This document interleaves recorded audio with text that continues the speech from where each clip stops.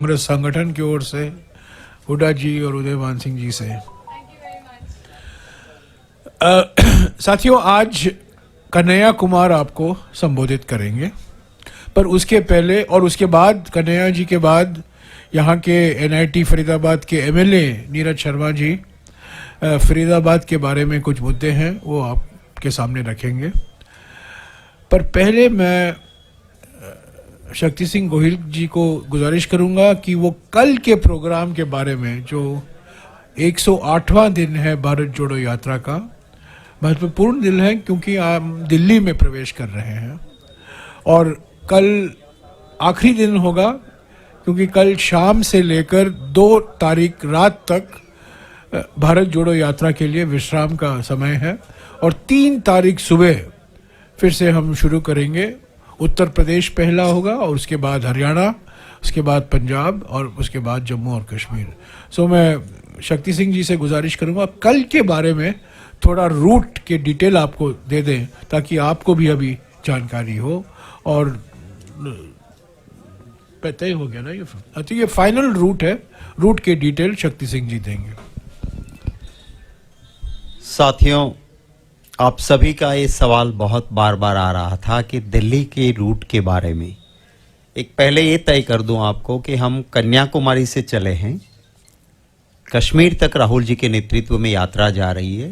ये भारत जोड़ो यात्रा है और इस यात्रा में हमारे सभी स्टेट जो आए, वहाँ पे जो सेंट्रल रिजर्व पुलिस फोर्स है सीआरपीएफ, वो सिक्योरिटी के हिसाब से रूट प्लान जो हम देते हैं उसको आगे भेज देते हैं।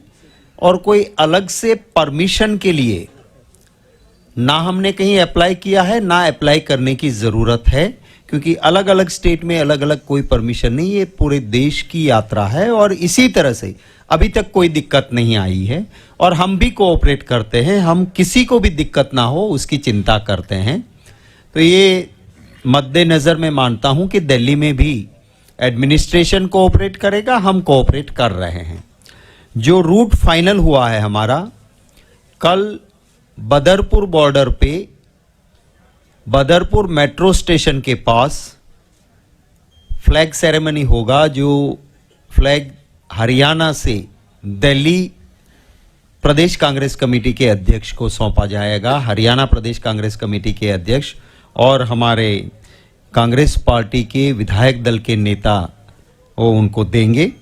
बदरपुर बॉर्डर से हम अपोलो अस्पताल के पास, अपोलो हॉस्पिटल के पास से गुजरते हुए आश्रम जाएंगे। आश्रम में हमारा दोपहर का विश्राम होगा। वो जयराम आश्रम, आश्रम चौक के पास हमारा दोपहर का लंच ब्रेक विश्राम होगा और वहाँ से हम निज़ामुद्दीन से इंडिया गेट सर्कल, वहाँ से आईटीओ से दिल्ली कैंट दरियागंज होते हुए लाल किला रेड फोर्ट जाएंगे। उसके बाद वहाँ से यात्रा से कुछ यात्री और राहुल जी वो समाधियों पे, वीरभूमि, शांति स्थल, राजघाट, उन समाधियों पे वो बाय कार जाएंगे और वहाँ पे पुष्पांजलि समर्पित करेंगे। ये हमारा दिल्ली का रूट है जो मैं आपके साथ साझा कर रहा हूँ। मैं जयराम जी को कहूँगा कि आगे का प्रेस कॉन्फ्रेंस के बारे में वो करेंगे। शुक्रिया। अगर दिल्ली के रूट के बारे में आपके कुछ सवाल हैं, बाद में शक्ति सिंह उसका जवाब देंगे। कन्हैया, यहाँ आ जाओ यार। नहीं, आ जाओ ना यार। सेंटर में हिलाना ही पड़ेगा वैसे। नहीं, चेंज करना पड़ेगा। कन्हैया आ जाओ यार, आ जाओ। अरे अब बैठो यार प्लीज। कन्हैया आ जाओ। अरे just come and sit here यार। हो गया सर, आगे हो गया। हाँ बस आप आ जाओ। जस्ट सिट हियर सर, उनको यहाँ आने दीजिए। आ जाओ यार, आ जाओ प्लीज, नो प्रॉब्लम। Yes. नामी कन्हैया।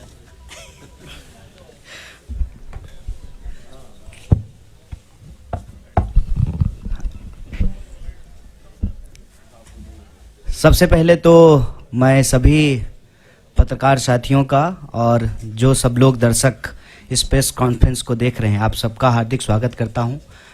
हमारी भारत जोड़ो यात्रा दिल्ली के दरवाजे पर दस्तक दे रही है और आप सब लोग इसमें शामिल हैं। मैं आप सब लोगों का शुक्रिया अदा करता हूं और विशेष रूप से जो हमारे हरियाणा प्रदेश के अध्यक्ष जी हैं, सीएलपी हैं और बाकी सारे जो लीडर यहाँ मौजूद हैं, उनका बहुत बहुत धन्यवाद, क्योंकि वाकई जयराम जी ने कहा कि बहुत ऑर्गेनाइज्ड प्रेस कॉन्फ्रेंस है, सारे लोग मौजूद हैं, प्रभारी हैं, सारे लोकल एमएलए हैं यहाँ पे, तो आपका बहुत बहुत धन्यवाद। और हम खास तौर पे भारत जोड़ो यात्रा को लेकर के सरकार का और भाजपा का क्या रवैया रहा है उस पर बात करेंगे। मैं सबसे पहले आपको ये कहना चाहता हूँ कि आप सब लोगों ने देखा है शुरू से ही, जब से इस यात्रा का अनाउंसमेंट हुआ है, जब से इस यात्रा की घोषणा हुई है, खास करके भाजपा ने इस यात्रा पर चौतरफा हमला करना शुरू कर दिया। इसके अलग अलग बिंदु हैं। सबसे पहला हमला ये बोल करके किया गया कि भारत तो जुड़ा हुआ है, क्या जोड़ने के लिए निकले हैं। भारत जो है दुनिया की सबसे बड़ी अर्थव्यवस्था बन चुका है। मोदी जी के नेतृत्व में हम लोग जो है दोबारा विश्व गुरु बन चुके हैं। भारत लगातार जो है विकास कर रहा है। तो ऐसी कौन सी जरूरत आन पड़ी है कि आपको भारत जोड़ने की जरूरत है।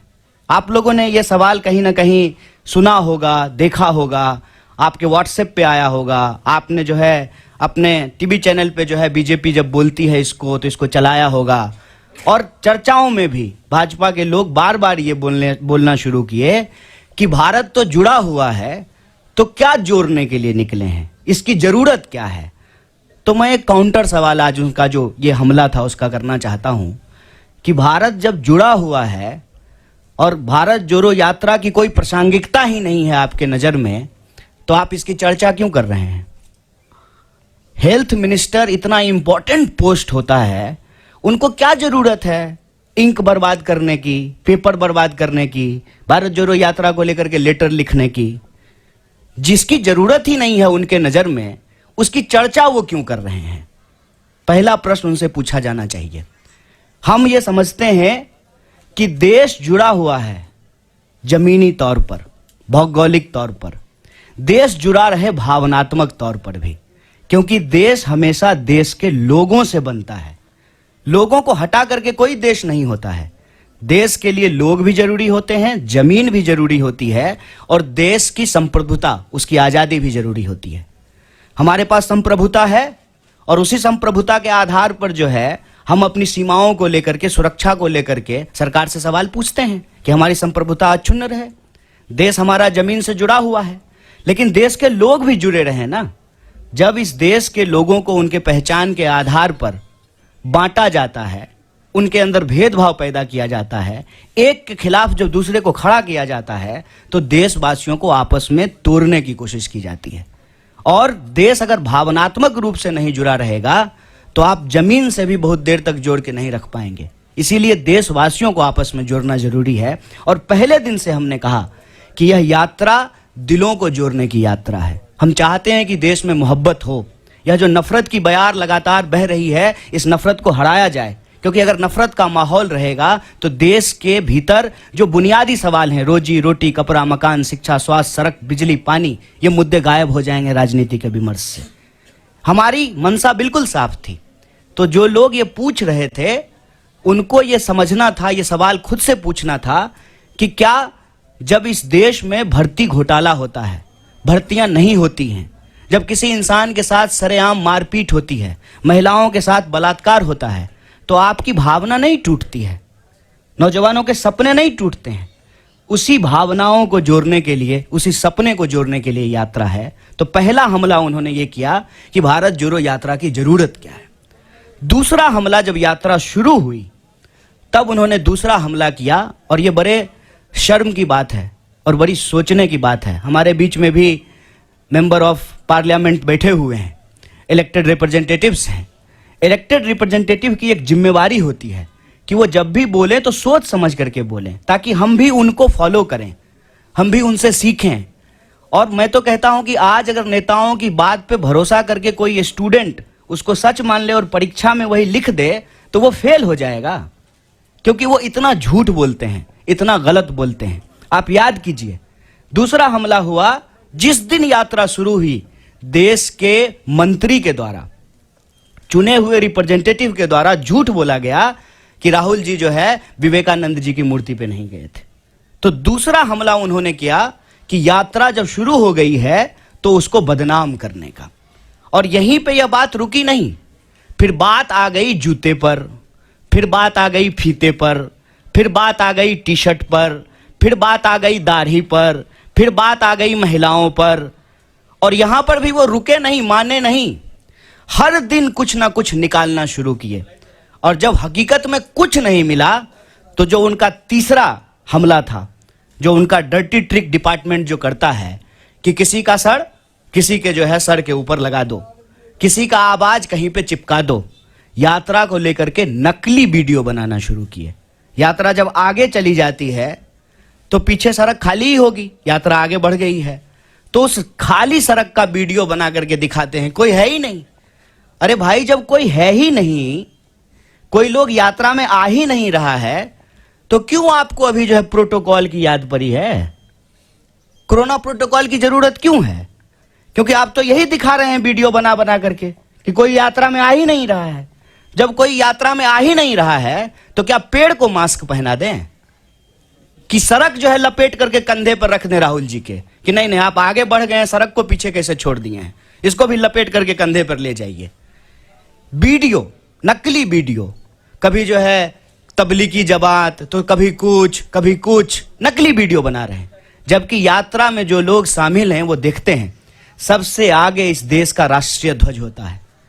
और जयराम जी, दिग्विजय सिंह जी, इनसे हम नौजवानों को सीखना चाहिए कि लगातार वो उस झंडे के साथ चलते हैं। हमारा सेवा दल जो हमारे स्वतंत्रता आंदोलन के जमाने के जो गाने हैं उसको गाते हुए चलते हैं। पीछे जो है हमारा एक बैंड पार्टी होता है जो म्यूजिकली जो है देशभक्ति गानों को बजाता है और उसके पीछे जो है वो राहुल जी चलते हैं। तब जो है इस यात्रा के ऊपर जो है देशद्रोह जैसे कालिख लगाने की कोशिश करना, गलत वीडियो बना करके इसको बदनाम करना, ये इनका तीसरा हमला है। और चौथा हमला आप सब लोगों ने देखा होगा कि राहुल जी गुरुद्वारा जाते हैं तब भाजपा ठीक रहती है, राहुल जी जब चर्च जाते हैं तब भी बीजेपी को कोई दिक्कत नहीं है, राहुल जी जब मजार पे जाएं, मस्जिद पे जाएं तब भी भाजपा को कोई प्रॉब्लम नहीं है। मंदिर में जाते ही ऐसा लगता है जैसे भाजपा वालों को कोई जमाल गोटा खिला दिया हो, अचानक से दस्त होना शुरू हो जाता है। क्या प्रॉब्लम है आपको? इस देश का नागरिक, इस देश का व्यक्ति, इस देश के किसी भी धार्मिक संस्थान पर जाने के लिए स्वतंत्र है। आपका कोई जो है पेटेंट है क्या कि सिर्फ आप ही जाएंगे? और नियम, कायदे, कानून, ओम का चादर सीधा है, ओम का चादर उल्टा है, और ये वो लोग बोल रहे हैं जो गुफा में चश्मा लगा करके ध्यान करते हैं। ये जो चल रहा है इससे मैं बस एक अर्थ निकालता हूं कि इन्होंने बहुत कोशिश की कि इस यात्रा को इग्नोर किया जाए। इनसे इग्नोर नहीं हो पा रहा है। बहुत प्रयास किया, बहुत समझाया अपने कार्यकर्ताओं को कि यात्रा गुजर जाए, बिल्कुल खिड़की दरवाजा बंद कर लेना। इंसान की अपनी भी इच्छा होती है, इंसान की अपनी भी बुद्धि होती है। लोग खिड़की दरवाजा बंद कर लिए लेकिन छत पे चले गए भाजपा ऑफिस के और वहां से जो है यात्रा को हेलो हाय करना शुरू कर दिया। क्या करेंगे? क्योंकि यह यात्रा जिन सवालों को लेकर के चल रही है ना, वो कांग्रेस के सवाल नहीं है, वो देश के सवाल हैं। ये यात्रा इसलिए है कि इस देश में दिहाड़ी मजदूर आत्महत्या कर रहे हैं, रिपोर्ट उठा करके देख लीजिए। यह यात्रा इसलिए है कि इस देश के नौजवानों के सपने टूट रहे हैं। अब किसान के साथ साथ नौजवान भी आत्महत्या करने पर विवश हैं। आप व्यापारियों, छोटे व्यापारियों की हालत जाकर के देखिए कि किस तरीके से उनके उद्योग धंधे, उनका कारोबार जो है वो समाप्त किया जा रहा है। आप महिलाएं जब इसमें शामिल होती हैं तो उनका एक ही सवाल है कि हम सुरक्षा चाहते हैं। जिस तरीके से आज महिलाओं के ऊपर अत्याचार बढ़े हैं वो उसे सुरक्षा चाहते हैं। अपने अपने मुद्दों को लेकर के, जवान, किसान, नौजवान, महिलाएं, मजदूर, व्यापारी, प्रोफेशनल्स, मीडिया के लोग, पुराने प्रोफेसर्स, फिल्म से जुड़े हुए लोग, तमाम तरह के लोग इस यात्रा में शामिल हो रहे हैं। और जो दल की सीमा है, उस दल की सीमा से परे जाकर के यह यात्रा देश की यात्रा बन चुकी है। इसीलिए इनका जो क्लेम था ना कि सबसे बड़े देश के लिए, देश हित में सोचने वाले ये हैं, तो ये एक्सपोज होना शुरू हो गए हैं और इससे इनको घबराहट है। इनको मालूम है कि कांग्रेस पार्टी इस देश की सबसे बड़ी विपक्षी पार्टी है। इस पार्टी ने इस देश को आज़ादी दिलाई है और आज़ादी के ऊपर जो आंच आई है उसको लेकर के डट करके कांग्रेस सड़कों पे उतर गई है, खड़ी हो गई है। तो अब इनको चिंता सताने लगी है, इसीलिए अब नया बहाना आया है। कोई समझाए इन प्रचंड मूर्खों को, कोरोना बहाना नहीं, बीमारी है। ये ऐसा नहीं है कि स्कूल जाने का मन नहीं है तो बच्चा नहीं करता है, मम्मी दांत में दर्द हो रहा है। ये बहाना नहीं है, ये बीमारी है। और इस बीमारी को लेकर के राहुल जी इस देश के पहले नेता हैं जो सरकार को सबसे पहले चिट्ठी लिखे थे। और ये वो लोग सवाल पूछ रहे हैं। मुझे तो कभी लगता है कि कुछ स्पेशल रिलेशन है बीजेपी का कोरोना से। उसकी रैली में नहीं जाता है, दूसरी की रैली में चला जाता है। और डे नाइट का सेंस कितना है कोरोना को, दिन में हो जाता है, रात में नहीं होता है। आप लोगों ने देखा ना, पार्लियामेंट में कोरोना था, मास्क लगाए हुए थे। शादी में जाते जाते कोरोना चला गया, छुट्टी पे चला जाता है, आराम करता है। ये मजाक बना दिए हैं। हम बार बार कह रहे हैं, शुरू से लेकर के आज तक कोरोना को लेकर के हमारी पार्टी गंभीर है। और जो साइंटिफिक प्रोटोकॉल होगा वो सबके लिए होगा। ऐसा तो नहीं है कि बीजेपी के लिए नहीं होगा और कांग्रेस के लिए होगा। ऐसा तो नहीं है कि दूसरे आयोजन होंगे, ये आयोजन नहीं होगा, वो सबके लिए होगा। तो उस पे जो है हम उसको फॉलो करेंगे जैसे पहले फॉलो किया था। और सरकार को भी बताएंगे जहां सरकार गलती करेगी। और जनता के सवाल को लेकर के जो ये यात्रा है, रोजी रोटी, कपड़ा, मकान, शिक्षा, स्वास्थ्य, सड़क, बिजली, पानी के जो सवाल हैं, ये यात्रा भी चलेगी। इनको जितना दम लगाना है लगा लें। ये इग्नोर करके देख लिए, बदनाम करके देख लिए, मंदिर क्यों जाते हैं, मस्जिद क्यों जाते हैं, टी शर्ट कौन सा पहन लिया है, ओम का चादर सीधा है कि उल्टा है, इन्होंने सब कुछ कर लिया। लेकिन यात्रा देखते देखते, हेलीकॉप्टर से नहीं, ट्रेन से भी नहीं, पैदल चल करके, पांव से यात्रा कन्याकुमारी से दिल्ली पहुंच गई। और दिल्ली जब पहुंच गई है ना, तो दिल्ली की तख्त जो है इनको हिलती हुई नजर आ रही है। तो एक बार और रिमाइंड करा देते हैं उनको, जो पहले भी कहते थे, इस यात्रा का उद्देश्य इलेक्शन नहीं, इमोशन है। आप इमोशन साफ रखिए। इस यात्रा से आपको कोई थ्रेट नहीं होगा, क्योंकि हम इस यात्रा के माध्यम से भीड़ नहीं जुटाना चाहते हैं।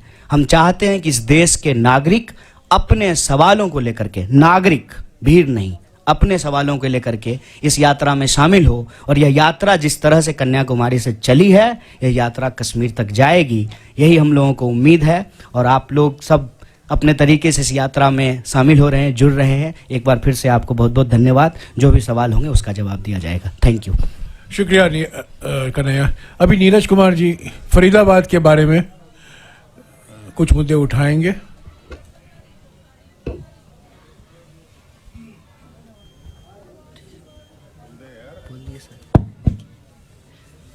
नमस्कार साथियों, उपस्थित हमारे सारे प्रेस के साथियों, हमारे सीनियर नेता, हमारे हुड्डा साहब, पीसीसी प्रेसिडेंट जयराम रमेश जी, यहाँ के सब साथियों को पता है हमारे साथ काफ़ी हमारे प्रभारी महोदय, सम्मानित मंच।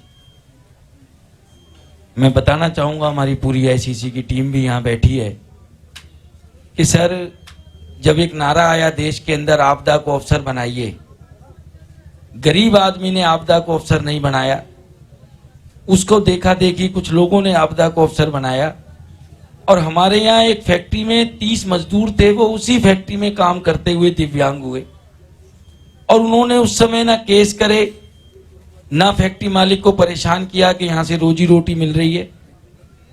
उन्होंने कोरोना के अंदर जिस दिन ये नारा आया, आपदा को अवसर बनाइए, हालांकि आपदा सेवा लेके आती है, अवसर लुटेरों के लिए होती है आपदा, उन सबको निकाल दिया। और हम लोगों ने 30 दिन का रामायण का पाठ उसी फैक्ट्री के गेट पे किया और प्रभु की कृपा से उन सबको इंसाफ मिला। हमारा शहर कहने को तो स्मार्ट सिटी है, अभी आप चलेंगे भी ये टोल रोड है और 1000 करोड़ का बजट हमारे यहाँ स्मार्ट सिटी का है। विधानसभा में प्रश्न था, सिर्फ 1 करोड़ के काम कंप्लीट हुए हैं। जरा सी बारिश हो जाती है तो मिलिट्री और पुलिस बुलानी पड़ती है कि ट्रैफिक की व्यवस्था ठीक करनी है। और दूसरा, घोटाले के ऊपर इस सरकार के बारे में जितना हम कहें कम है। 200 करोड़ का ऐसा घोटाला हुआ है यहाँ जो कि बिना काम करे पेमेंट हो गई, एक ईंट नहीं लगी। 54 दिन तक मैं नंगे पैर रहा, त्याग तपस्या की, हमारी पार्टी का पूरा साथ रहा। मजबूरी में सरकार ने FIR दर्ज कर दी, विजिलेंस की इंक्वायरी हुई, पर अभी तक एक नए पैसे की रिकवरी नहीं हुई। और मैं अंत में एक ही बात कहना चाहूंगा कि हमारे यहाँ देहाती में कहावत है, ये देहाती एरिया है, कि कौओं के कोसने से ढोर नहीं मरा करते।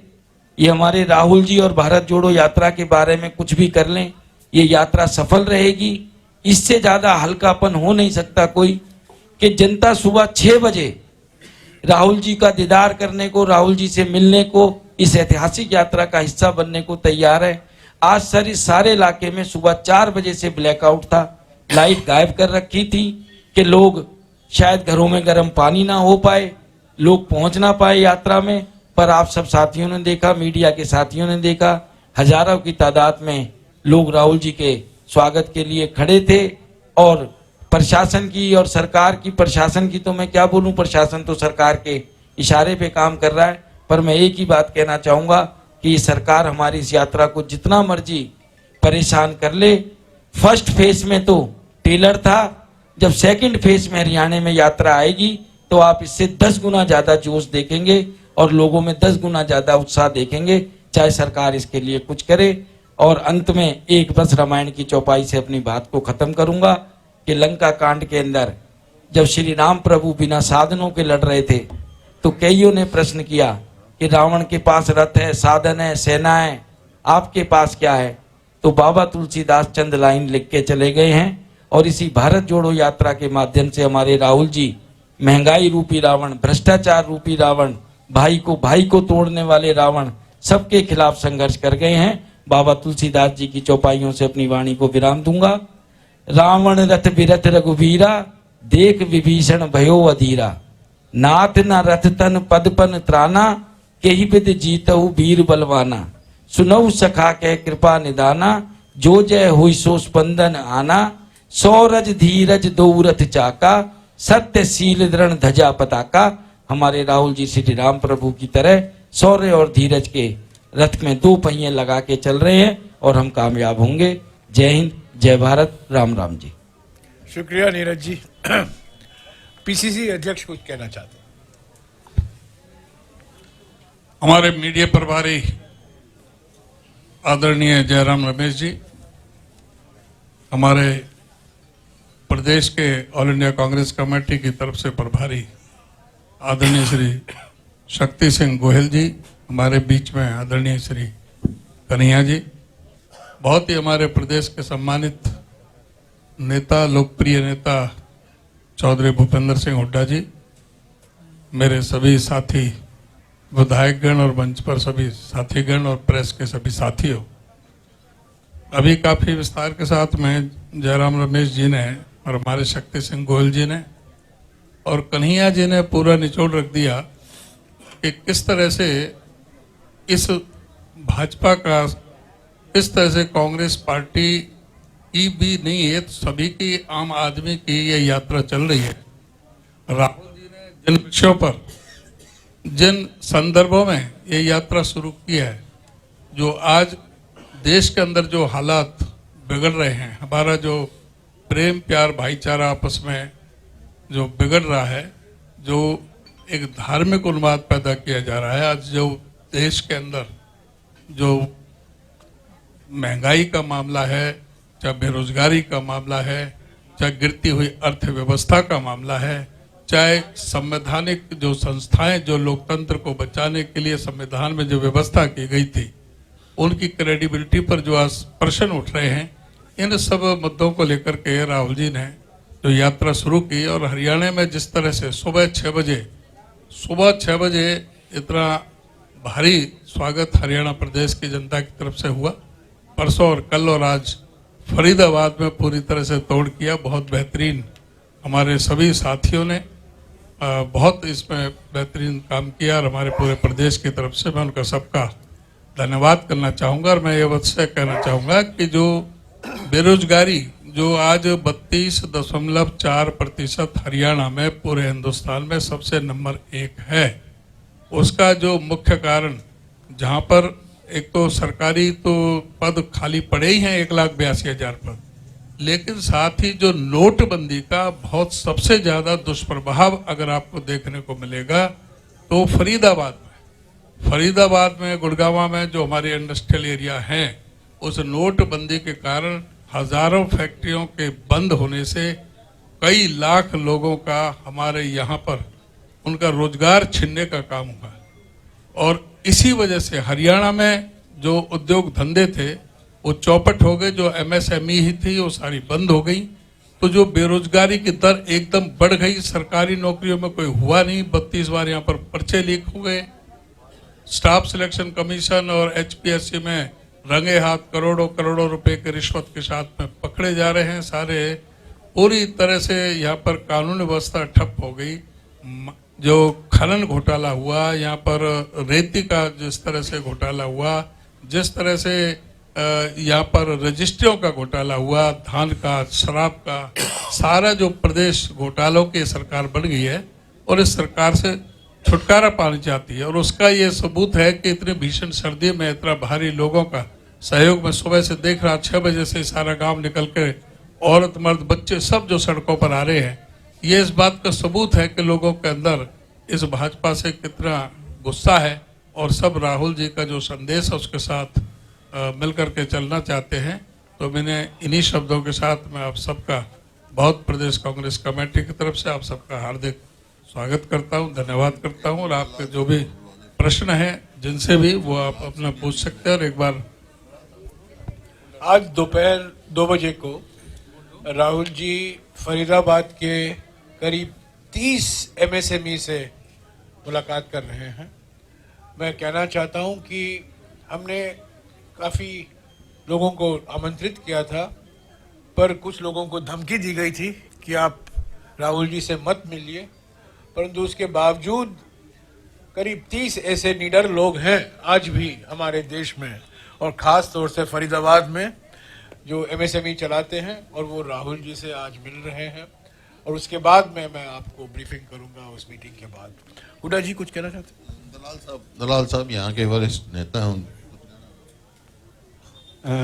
वैसे तो माननीय हमारे सभी नेताओं ने आपको सभी बातों से अवगत कराया, लेकिन जो हमारे फरीदाबाद पलवल का जो सबसे बड़ी जो समस्या है, जो आगरा नहर और गुड़गांव नहर में इतना गंदा पानी जो सालों से आ रहा है, और उस गंदे पानी की वजह से न केवल हमारी फसलें बल्कि पशुओं को और जो धरती के स्रोत में भी जो गंदा पानी मिलने से जो स्वास्थ्य खराब हो रहा है।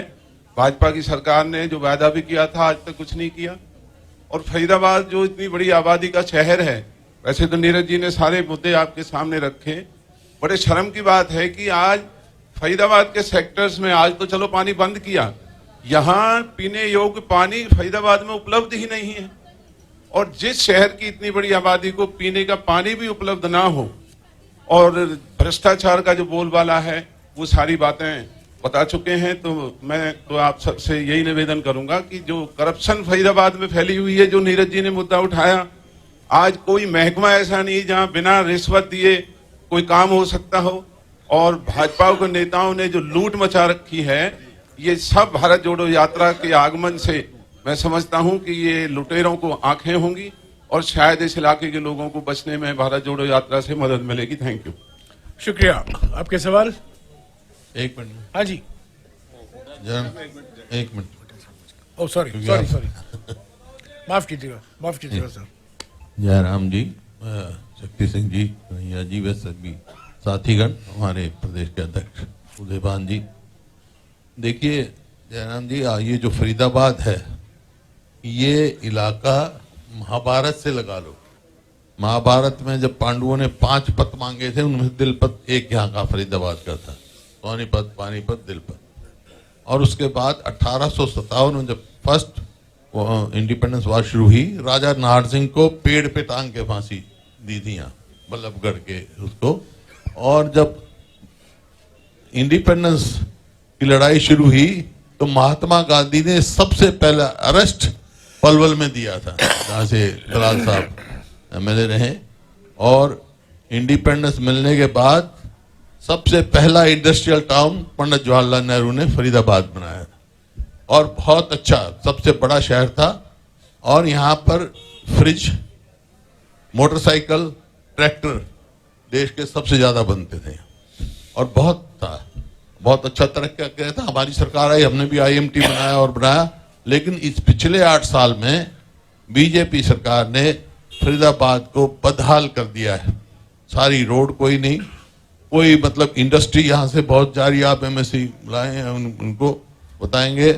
और करप्शन का जैसे सभी साथियों ने किया है, तो आज जो कि सबसे बड़ा शहर था हरियाणा का फरीदाबाद, आज पिछले 8-7 साल में बहुत पिछड़ गया है। और उसकी पूर्ण रूप से जिम्मेवारी ये बीजेपी जेजेपी सरकार की है। ये मैं कहना चाहता था आपको, इनका ध्यान नहीं दिया जाता। शुक्रिया। आपके सवाल? हाँ जी, माइक दे देना है। हमारा सवाल है सर कि इमोशन को लेकर भारत जोड़ो यात्रा चल रही, इमोशन पर आपका फोकस है, लेकिन बीजेपी बार बार ये सवाल पूछती है जिस पर आपने वो ध्यान नहीं आकृष्ट कराया कि क्या इलेक्शन को लेकर के, क्योंकि वो बार बार कहते कि जो बाई इलेक्शन बीच में हुए वहाँ से जहाँ कहाँ यात्रा गई वहाँ आपके खिलाफ नतीजे प्रतिकूल आए हैं, तो क्या इसको लेकर भी आप लोगों को लग रहा है कि नहीं, इमोशन के अलावा इलेक्शन पर ही फोकस करना चाहिए? और दूसरा कि जब कश्मीर में खत्म होगा यात्रा तो क्या विपक्ष जोड़ो भी एक अभियान होगा, भारत जोड़ो जैसा? सबसे पहली बात तो ये, शुक्रिया आपने सवाल पूछा। दिल्ली के नज़दीक आकर के भी लोग सवाल पूछ रहे हैं सर, ये अच्छी बात है। मुझे लगा दिल्ली के नज़दीक जाते जाते लोग सवाल नहीं पूछेंगे, क्योंकि दिल्ली में आजकल सवाल पूछना गुनाह है, सरकार को पसंद नहीं है सवाल पूछने वाले लोग। आपको बहुत धन्यवाद। दूसरा, आपने कहा कि इलेक्शन, देखिए प्रायोरिटी की बात है, इसको ना बार बार कंफ्यूज किया जाता है। ऐसा नहीं है कि हमारी पार्टी जो है इसके बाद जो है वो ब्रह्मचारियों की पार्टी हो जाएगी और हम चुनाव नहीं लड़ेंगे। दाढ़ी बढ़ गई है तो जो है सब लोग जो है अब चुनाव से जो है संन्यास ले लेंगे, ऐसा बिल्कुल भी नहीं है। हम देश की विपक्षी पार्टी हैं तो लोकतंत्र में भरोसा रखते हैं। देश का संविधान कांग्रेस पार्टी ने बनाया है, मल्टी पार्टी सिस्टम में बिलीव करती है, इलेक्शन में पार्टिसिपेट करती है, पार्लियामेंट्री पार्टी है, तो ऑब्वियसली चुनाव लड़ेंगे। फोकस कहने का ये मतलब है कि इलेक्शन जो है वो एक मुद्दा है, इसके अलावे जीवन में बहुत सारी ऐसी चीजें हैं जिसको लेकर के देश परेशान है। हम चाहते हैं कि सिर्फ चुनाव राजनीति का विमर्श नहीं हो, बल्कि चुनाव किस सवाल पे हो रहा है ना, वो जनता के सवाल हों, और जनता के वो सवाल जो हैं उसको पर हम फोकस रखना चाहते हैं। जहाँ तक हार जीत का सवाल है तो देखिए, आंकड़ा तो हम भी दे सकते हैं, ऐसा नहीं है कि तर्क देना नहीं आता है। बुद्ध ने घर छोड़ा, उस एक घटना को जो है दोनों के पक्ष में इस्तेमाल किया जा सकता है। तो उसी एक घटना को सन्यास के पक्ष में भी और गृहस्थ के भी पक्ष में, आंकड़े को अगर ठीक से देखेंगे तो हम भी कह सकते हैं कि हम तो हिमाचल का चुनाव जीत गए, एमसीडी का चुनाव जो है बीजेपी हार गई है, बाकी बहुत सारा बाय इलेक्शन हार गई है। इससे निकलेगा क्या? सवाल यह है कि चुनाव जब देश में हो रहा है तो 5 साल में चुनाव जब होते हैं तो 5 साल तो किसी कारण से, किसी रैशनैलिटी से बनाया गया है ना, कि उस 5 साल में सरकार का रिपोर्ट कार्ड देखा जाएगा, सरकार ने क्या काम किया है उसका अवलोकन करेगी जनता और दोबारा उसको मैंडेट देगी। आजकल हम लोग क्या देखते हैं कि सारे राजनीतिक विमर्श को जो है चुनावी परिणाम, और ये बड़ी शर्म की बात है और बड़ी बेशर्मी से लोग जो है टीवी स्टूडियो में बैठ करके बोलते हैं रिजल्ट आने के बाद। हम सबको जो है अपने ऊपर एक सवाल खड़ा करना चाहिए कि जब रिजल्ट आ गया है तब ये आप क्यों कहते हैं?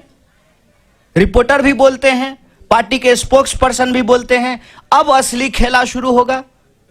क्या खेला शुरू होगा? ये बेशर्मी हमारे आंख के सामने में हो रही है। जब परिणाम आ गया है, सिंपल मेजोरिटी किसी पार्टी को आ गया है, तो क्या खेला शुरू होगा? ये जो बेशर्मी और बेईमानी है ना, इसको हमको नैतिक बल देना बंद कर देना चाहिए। चुनाव जीतने की अगर बात करते हैं, मध्य प्रदेश की चुनाव हम नहीं जीत गए थे। कैसे मध्य प्रदेश में हमारी सरकार चली गई? क्या कर्नाटक में हम चुनाव नहीं जीत गए थे? क्या गुजरात में हमने जो है वो सिचुएशन नहीं देखा? जो लोग यहां बैठे हुए हैं उसके ऊपर आप तमाम तरीके का आरोप लगाते हैं, और वही लोग जो है जब भाजपा के दफ्तर में जाकर के बैठ जाएंगे तो सब ठीक हो जाएगा। क्या इस पे हम सवाल खड़ा नहीं करेंगे? आज इस देश में इंस्टीट्यूशंस पे अटैक है और इलेक्शन एक कंपोनेंट है। हमको दूसरे इंस्टीट्यूशंस के भी बारे में सोचना पड़ेगा। पार्लियामेंट अचानक से बंद कर दिया गया, बताइए।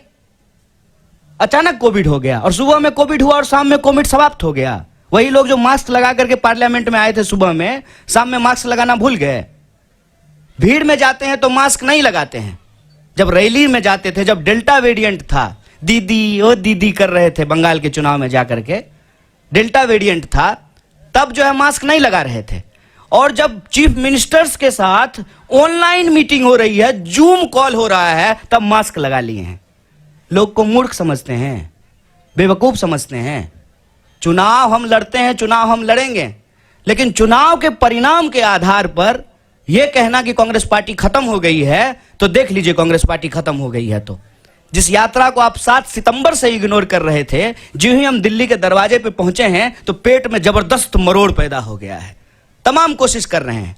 पूरे देश में हमको परमिशन लेने की जरूरत नहीं पड़ी, क्योंकि यह भारत जोड़ो यात्रा है, दिल्ली की यात्रा नहीं है। लेकिन जो है दिल्ली में जो है अड़ंगा लगाने की कोशिश की जा रही है। तो इस बात को हम सब लोग समझें। आज हमारा देश जिन परिस्थितियों से गुजर रहा है उसको स्वीकार करें। चुनाव है, चुनाव लड़ेंगे, हारेंगे, जीतेंगे, एक बात है, लेकिन चुनावी प्रक्रिया भी चलती रहनी चाहिए। इलेक्शन कमीशन भी ठीक से काम करना चाहिए। एक सवाल हमारी यात्रा के ऊपर, बच्चे क्यों आ रहे हैं? बच्चों को लेकर के जो है हमारे ऊपर केस किया गया, कंप्लेन किया गया। और मोदी जी जब गए गुजरात में कैंपेन करने के लिए, तो बच्चा को बिठा करके अपने साथ चुनाव प्रचार कर रहे थे। तब इलेक्शन कमीशन कहां चला गया? नियम कानून सबके लिए बराबर होगा ना।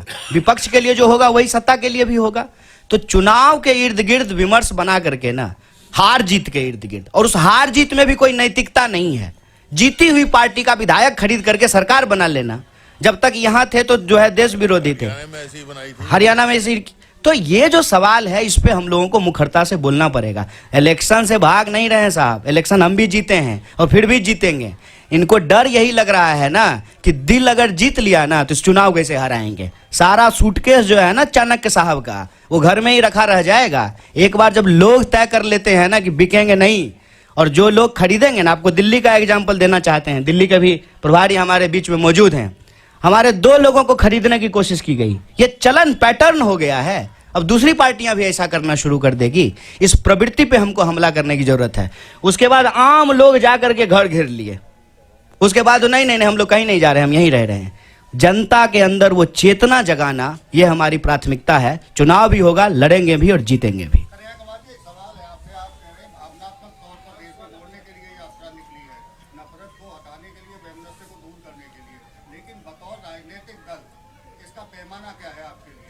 देखिए, भावना एक बात है, भूख का भी सवाल है। हम इसके 2 पक्ष पे बात कर रहे हैं। हम कह रहे हैं कि घर के लोग अगर आपस में लड़ते रहेंगे ना, तो घर टूट रहा है, इसकी मरम्मत करनी है, इस पे ध्यान नहीं जाएगा। तो हम कह रहे हैं कि इसका एक पक्ष ये है कि देश में रहने वाले सब लोग भारतीय हैं। हरियाणा के लोग भी भारतीय हैं, बिहार के लोग भी भारतीय हैं। हम सब भारतवासी हैं और हम सब के मिलाने से ही देश बनता है। और लेकिन ये जो लोगों को आपस में लड़ाया जाता है, भावनाओं को जो भड़काया जाता है, भावना आजकल गजब हो गया है। जब देखिए तब भड़क जाता है, लेकिन भूख के सवाल पे नहीं भड़क रहा है। तो भावना और भूख दोनों जो है इस यात्रा के उद्देश्य हैं। प्राइमरली अर्थशास्त्रियों ने भी ये कहना शुरू कर दिया है कि अगर देश में नफरत का माहौल रहेगा तो रोजी रोटी का सवाल गायब रहेगा। नफरत को कम करेंगे तभी रोजी रोटी के सवाल होंगे। अभी हमारे अध्यक्ष जी ने आपको बताया ना कि 32 बार जो है पेपर भर्ती घोटाला यहाँ हो चुका है, पेपर लीक हो चुका है, भर्तियां निकल नहीं रही है। इंडस्ट्रियल टाउन जो है वो बैरन लैंड में कन्वर्ट होना शुरू हो गए हैं। एमएसएमईज लगातार बंद हो रहे हैं। अगर ये हरियाणा का हालत है तो आप सोचिए कि बिहार में क्या हो रहा होगा। तो देश के लोगों के जो बुनियादी सवाल हैं उन सवालों पर राजनीतिक विमर्श हो, और ये तभी संभव हो पाएगा जब हम देश के लोग आपस में एक टीम की तरह काम करेंगे।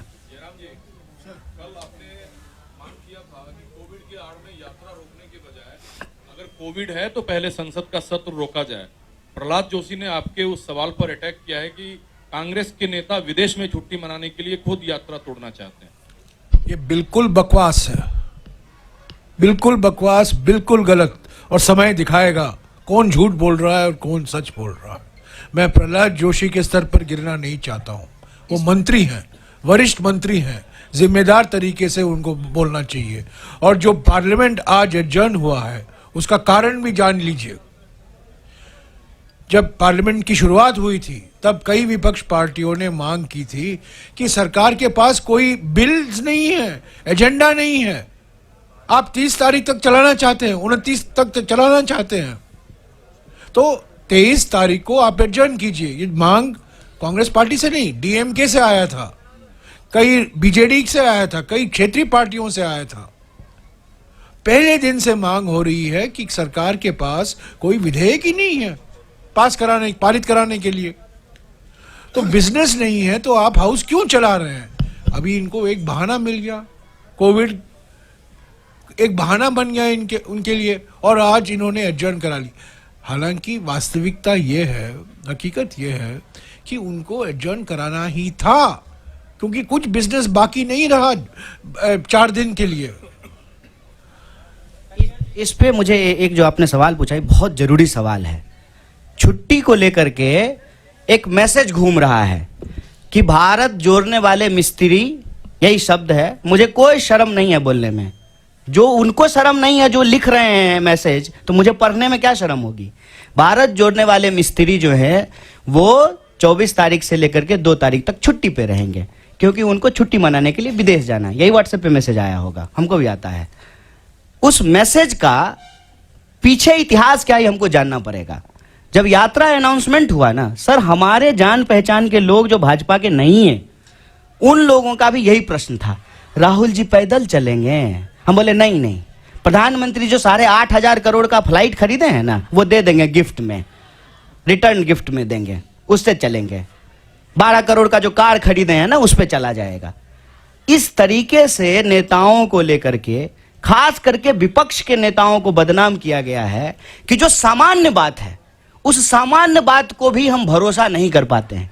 और राहुल जी ने बहुत अच्छा जवाब दिया था कि हम कोई इकलौते नहीं हैं, इस देश में लाखों करोड़ों तपस्वी हैं जिनको हम किसान कहते हैं।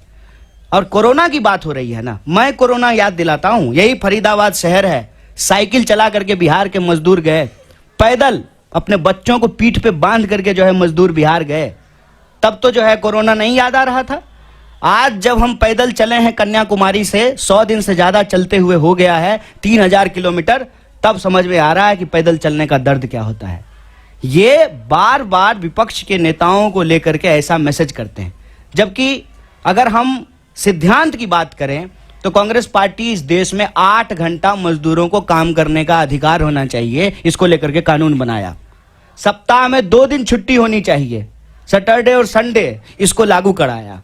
तो यात्रा में जो लोग चल रहे हैं वो छुट्टी ले रहे हैं, तो ये अमानवीय है क्या? ये अमानवीय उसको लगेगा ना जिसने कभी अपनी पारिवारिक जिम्मेवारी नहीं उठाई। कोई होता ना जिसके साथ छुट्टी बिता सकते थे तो ये सवाल नहीं बोलते। जो लोग अपने आत्ममुग्धता का शिकार होता है ना, जिसने जिंदगी में इंसान बनाया ही नहीं, क्या करेगा छुट्टी लेकर के?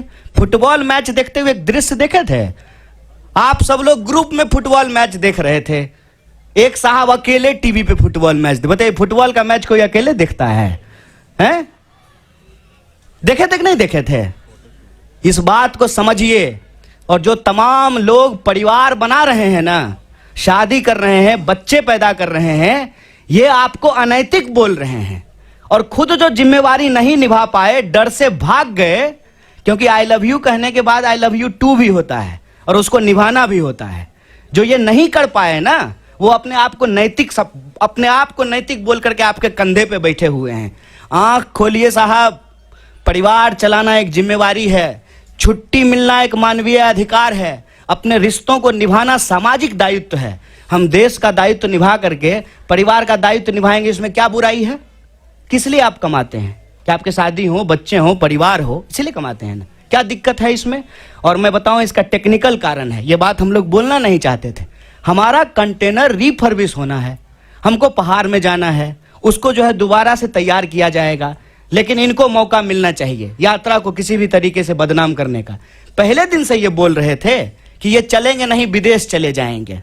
अरे विदेश जाने का आरोप जो है वो हमारे नेता के ऊपर लगता है। अब वास्को डिगामा की चक्कर की तरह जो है दुनिया का चक्कर प्रधानमंत्री लगा रहे हैं। हमको लगता है कि जब प्रधानमंत्री स्वयं इतना विदेश घूम रहे हैं तो विदेश मंत्रालय की जरूरत क्या है? विदेश मंत्रालय तो होना ही नहीं चाहिए। इस तरह से यात्रा को बदनाम करने की कोशिश की जाएगी। मैंने आपको कह दिया 4 बिंदु हैं चौतरफा हमला में। पहला बिंदु कि ये यात्रा की प्रासंगिकता पे सवाल उठाए। दूसरा बिंदु, इन्होंने यात्रा को बदनाम करने का कोशिश किया। तीसरा बिंदु कि मंदिर क्यों जाते हैं। और चौथा बिंदु जो मैं बार बार आपको कह रहा हूं यात्रा को लेकर के, कि कुछ भी कोई बहाना लगा करके अब ये यात्रा को रोकना चाहते हैं, पर ये यात्रा रुकेगी नहीं। मैं प्रहलाद जोशी को एक चुनौती देना चाहता हूं। अगर वो जो कह रहे हैं सच निकलेगा, मैं पब्लिकली माफी मांगूंगा। अगर वो जो कह रहे हैं सच निकलेगा तो मैं पब्लिकली माफी मांगूंगा। अगर वो जो कह रहे हैं सच नहीं निकलेगा, उनको पब्लिकली माफी मांगनी चाहिए। ये मैं चुनौती दे रहा हूं और ये साबित हो जाएगा 2 तारीख तक। ट्रैवल रिकॉर्ड, हमारे सबके ट्रैवल रिकॉर्ड सरकार के पास है, सीट नंबर भी सरकार के पास जानकारी होगी। अगर वो जो कह रहे हैं सच निकलेगा, मैं माफी मांगूंगा। अगर वो कह रहे हैं गलत निकलेगा, उनको ये धैर्य होना चाहिए, खड़े होकर माफी मांगे, क्योंकि बार बार ये बकवास बातें करते रहते हैं। सर सवाल ये है कि आप एक जिम्मेदार राजनीतिक दल है।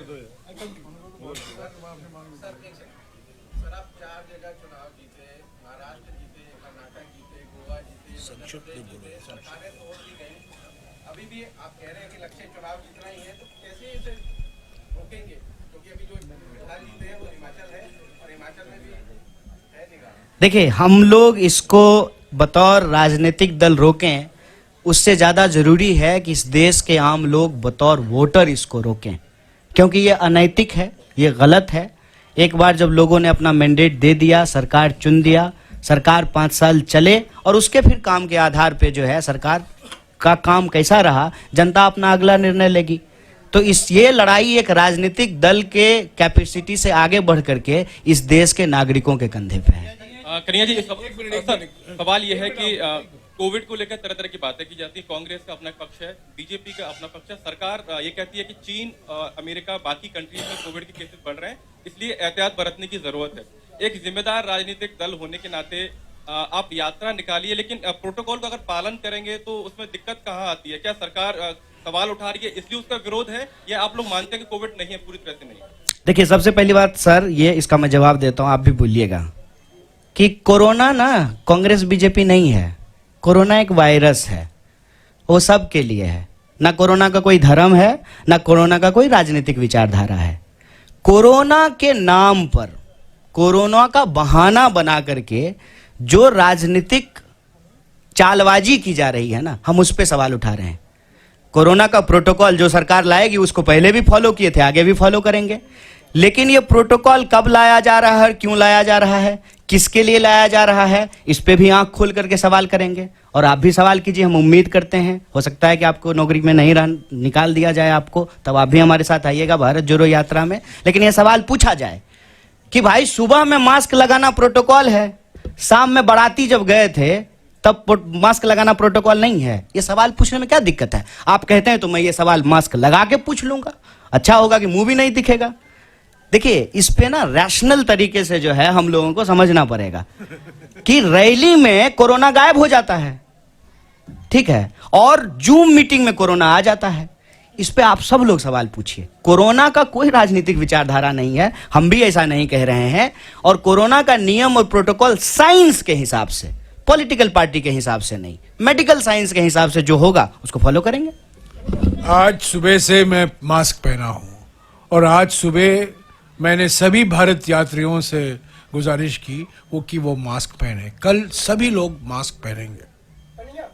आज कुछ लोग, एक मिनट, आज कुछ लोग मास्क पहने क्योंकि हमारे पास 250 मास्क नहीं थे, पर मेरे पास थे तो मैंने पहना, और कल सब लोग पहनेंगे। अगर मास्क पहनना जरूरी है हम पहनेंगे, उसमें क्या है।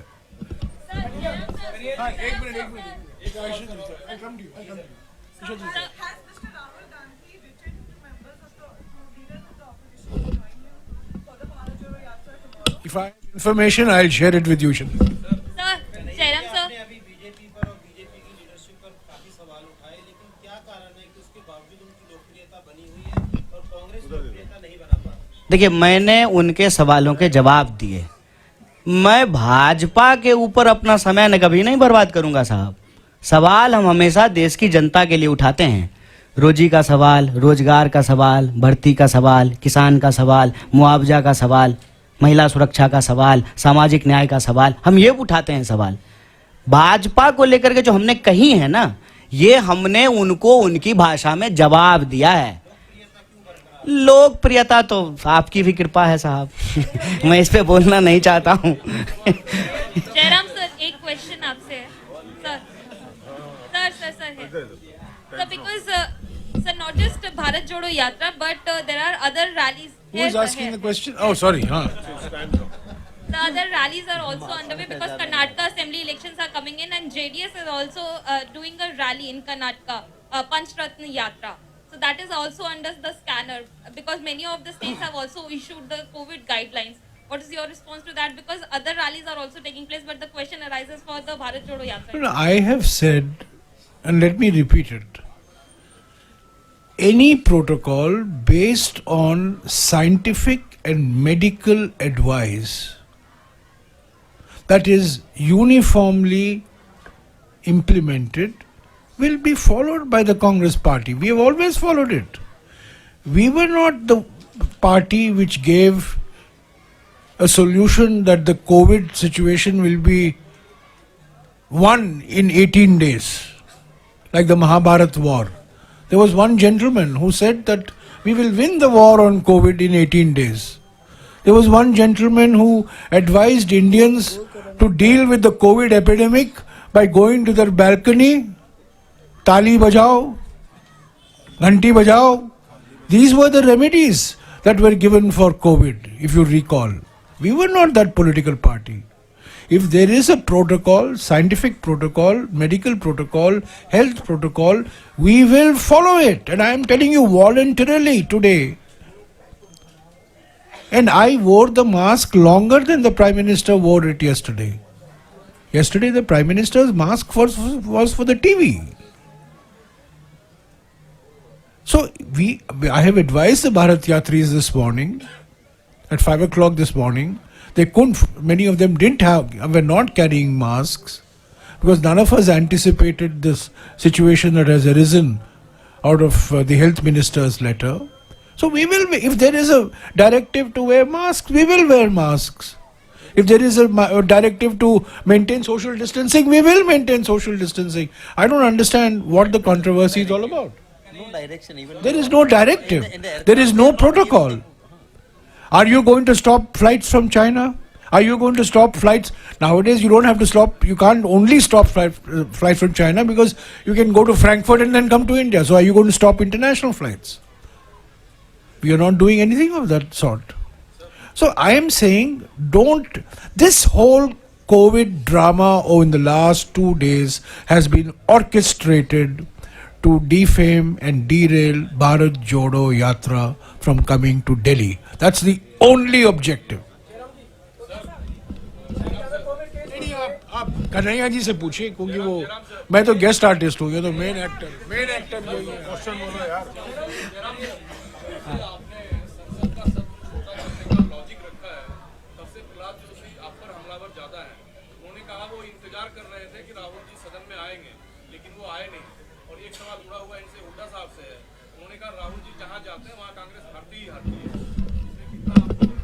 जी सवाल कीजिए।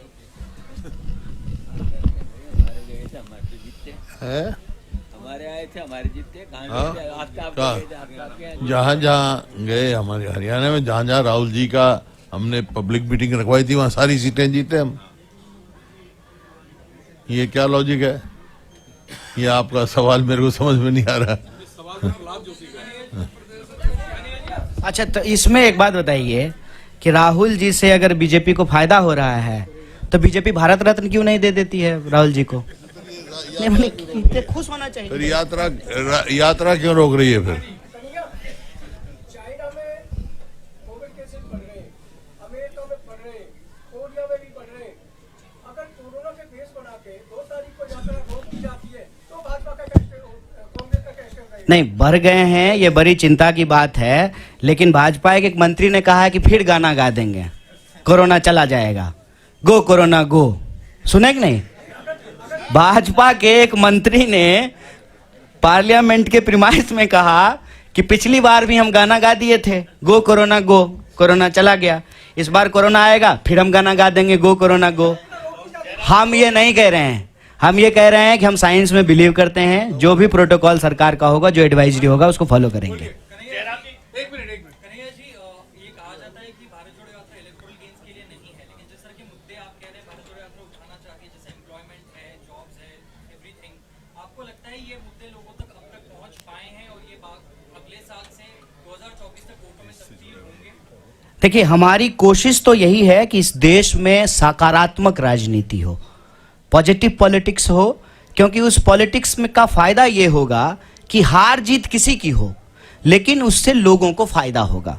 अगर हम राजनीतिक विमर्श के केंद्र में बेकारी का सवाल ला पाए, महंगाई का सवाल ले पाए, एसएमईज जो small scale medium scale industries का सवाल है, महिला सुरक्षा का सवाल है, किसानों को मुआवजा का सवाल है, खेती का सवाल है, सीमा सुरक्षा का सवाल है, तो उससे देश को फायदा होगा। चुनावी परिणाम चाहे जो भी हो, लेकिन इस आधार पे अगर राजनीतिक विमर्श होगा, लोगों के बुनियादी सवाल पर होंगे, तो लोगों को फायदा होगा। हम वो प्रयास कर रहे हैं, कितनी सफलता मिलेगी ये तो देखने वाली बात है। जयराम जी, जब से राहुल जी ने भारत जोड़ो यात्रा शुरू की है, पूरा आपसे ही सवाल है, तब से पूरे देश की नजर राहुल जी के ऊपर। राहुल जी कैसे चल रहे हैं, कहाँ चल रहे हैं, कहाँ जा रहे हैं, कितना बोल रहे हैं, क्या बोल रहे हैं, सब नजर है। वो एक नजर लोगों की ये भी है कि इतनी सर्द मौसम में राहुल जी टी शर्ट पहन करके निकल रहे हैं और आप सब लोग गर्म कपड़े पहन करके निकल रहे हैं। तो राहुल जी को कहीं ठंड ना लग जाए कि चिंता देश की है और आप लोगों की चिंता नहीं है, उनसे कहते नहीं कि आप कुछ ये आपका एक ऑब्जर्वेशन है, सवाल नहीं है। तो क्या मैं क्या जवाब दे सकता हूँ? नहीं, मैं क्या जवाब दे सकता हूँ? ठंड नहीं लगती? नहीं लगती है, वो थिक स्किन है। चलिए, ये लास्ट क्वेश्चन। हाँ, 2004 में सोनिया गांधी जी पैदल चली, तो 2005 में हरियाणा में हुड्डा सरकार बनी। अब 19 साल बाद राहुल गांधी जी पैदल चल रहे हैं, तो लगता है बिहार दोबारा 2024 में दोहराएगा? हरियाणा में कांग्रेस की सरकार बनेगी।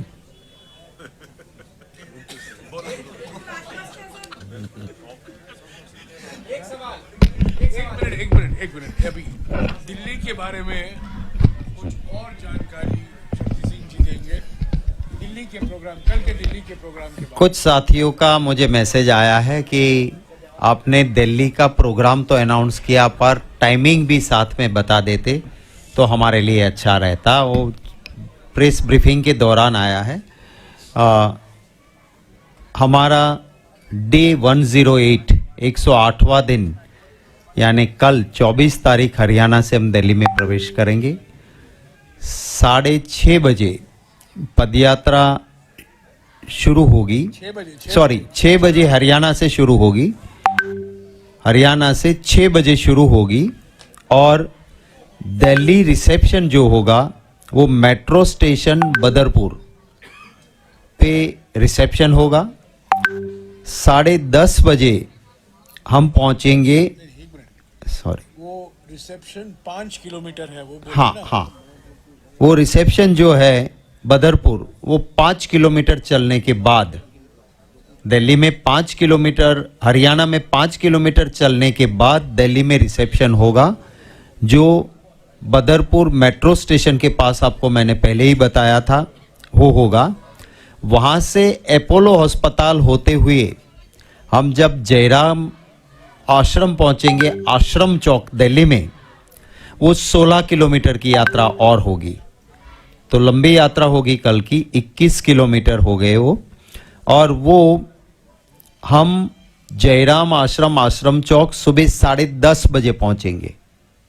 10:30 बजे वहां पहुंचने के बाद ब्रेक होगा, हमारा लंच ब्रेक होगा। जयराम आश्रम मंदिर में भी हम पूजा करेंगे और उसके बाद 1:30 बजे पद यात्रा फिर से शुरू होगी।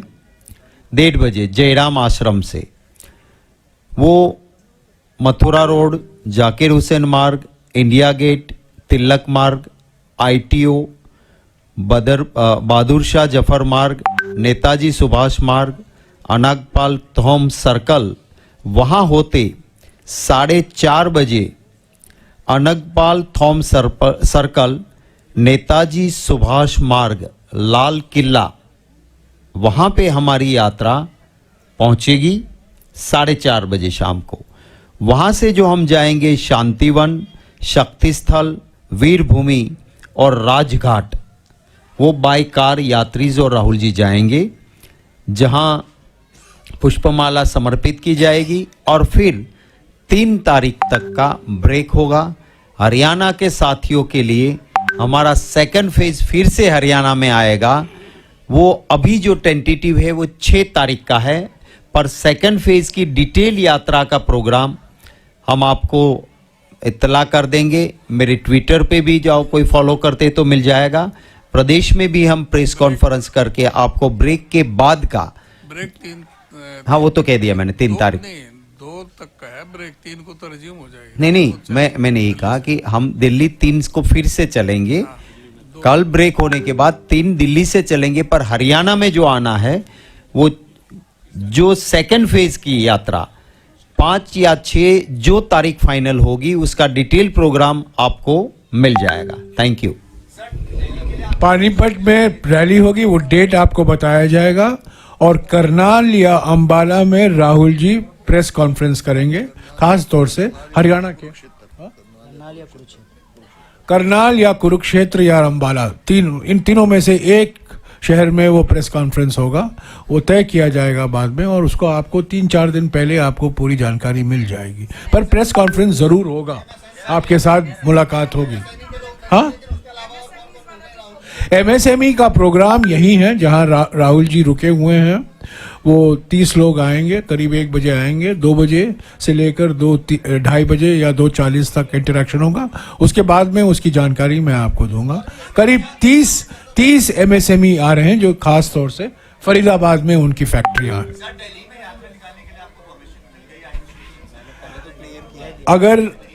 अगर परमिशन नहीं होता, क्या शक्ति सिंह बोल सकते थे?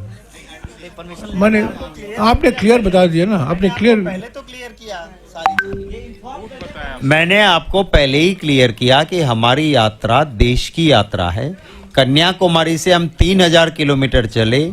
सेंट्रल रिजर्व पुलिस फोर्स जो है वो रूट हमें जो कहते हैं वो भेज देते हैं, वही एक परमिशन की बात हो गई। आज तक 3000 किलोमीटर में किसी भी एडमिनिस्ट्रेशन ने कहीं भी हमें रोका नहीं है।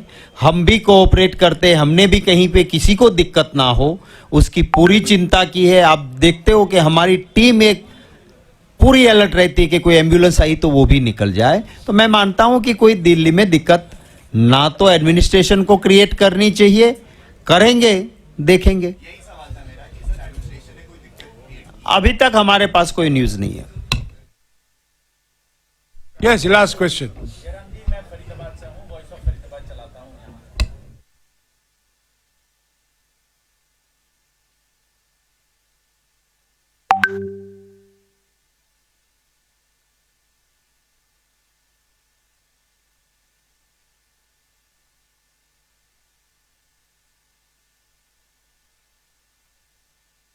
मैं हुडा जी से गुजारिश करूंगा और लोकल एमएलए से भी।